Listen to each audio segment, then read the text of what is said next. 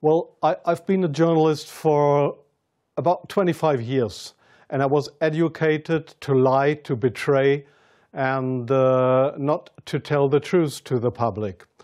But seeing right now, within the last months, how far how the German and American media tries to bring war to the people in Europe, to bring war to Russia. This is a point of no return, and I'm going to stand up and say it is not right what I have done in the past, to manipulate people, to make propaganda against Russia, and it is not right what my colleagues do and have done in the past, because they are bribed to betray the people, not only in Germany, all over Europe. The reason writing this book was that I am very fearful of a new war in Europe, and I don't like to have this situation again, because war is never coming from itself. There is always people behind it to push for war. And this is not only politicians, this is journalists too. And I just have written in the book how we have betrayed in the past our readers just to push for war, and because I don't want this anymore. I'm fed up with this propaganda. We live in a banana republic and not in a democratic country where we have press freedom, where we have human rights. If you see the German media, especially my colleagues who day by day write against the Russians, who are in transatlantic organizations and who are supported by the United States to do so, well, people like me, I became an honorary citizen of the state of Oklahoma in the United States. Just why? Just because I write pro-American. I wrote pro-American. I was supported by the Central Intelligence Agency, by the CIA. Why? Because I should be pro-American. I'm fed up with it. I don't want to do it anymore. And so I've just written a book not to earn money. No, it will cause a lot of trouble for me, just to give the people in this country, in Germany, in Europe, and all over the world, just to give them a glimpse of a view what goes up behind the closed doors. Yes, there is many examples for that. If we go just back to history, if you go into the year 1988, if you go to your archives, you will find in March 1988 that there was in Iraq, in Iraq, the Kurdish people have been gassed with poisoned gas. That is known all over the world. But in July 1988, they sent me to a town called Zubeidat, that is on the Iraqi-Iranian border. There was war. It was war between the Iranians and the Iraqis, and I was sent there to photograph how the Iranians have been gassed with poisoned gas, with German poisoned gas. You call it Lost and Zarine, mustard gas, made by Germany. They have been gassed, and I was there to make photographs how these people have been killed by poisoned gas from Germany. When I came back to Germany, there was just one small photo in a newspaper, in the Frankfurter Allgemeine, and there was one small article not writing how impressive, brutally, how unhuman, how terrible it was to kill decades after the end of the Second World War, people with German poisoned gas. So this was a situation I feel misused for having been there and just to give a documentary what has been done, but not being allowed to cry out to the world what we have done behind closed doors. Up to today, it's not well known in the public that with German public gas, there have been hundreds or thousands of people gassed in this city of Zubeidat. Now, you ask, what have I done for intelligence agencies? So please see, most of the journalists you see in foreign countries, they claim to be journalists, and they might be journalists, European or American journalists, but many of them, like me in the past, are so-called non-official cover. That's what the Americans call that. I have been a non-official cover. Non-official cover means what? It means you too work for an intelligence agency. You help them if they want you to help them, but they will never,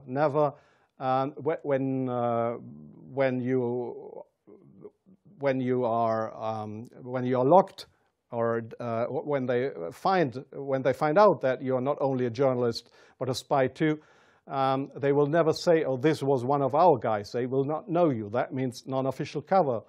So I have helped them in several situations, and I feel ashamed for that too now. Like I feel ashamed that I have worked for a very recommended newspaper like the Frankfurter Allgemeine, because I was bribed by billionaires, I was bribed by the Americans not to report exactly the truth, but I just imagined in my car while I was driving to this interview, I just tried to work out in my brain what would have happened if I would have written a pro-Russian article in the Frankfurter Allgemeine. Well, I don't know what would have happened, but we were all educated to write pro-European, pro-American, but please, not pro-Russian. So I'm very sorry for that, but this is not what I understand for democracy and for press freedom. I'm very sorry for that. Well, yes, I understand your question very well. Germany is still a kind of a colony of the United States. You see that in many points, like the majority of the Germans don't want to have nukes in our country, but we still have American nukes. So we are still a kind of a colony of the Americans. And being a colony, it is very easy to approach young journalists through what is very important here is transatlantic organizations. All journalists from really respected and recommended big German newspapers, magazines, radio stations, TV stations, they are all members or guests of those big transatlantic organizations. And there, in these transatlantic organizations, you are approached to be pro-American, and there is nobody coming to you and saying, well, we are the Central Intelligence Agency, would you like to work for us? No, this is not the case how it happens. What they do, these transatlantic organizations, is they invite you for seeing the United States. They pay for that, they pay all your expenses and everything. So you are bribed, you get more and more corrupt, because they make you good contacts. You won't know that those good contacts are, let's say, non-official covers, or officially people working for Central Intelligence Agency or other American agencies. So you make friends. You think they are friends, and you cooperate with them. They ask you, well, could you do me this favor? Could you do me that favor?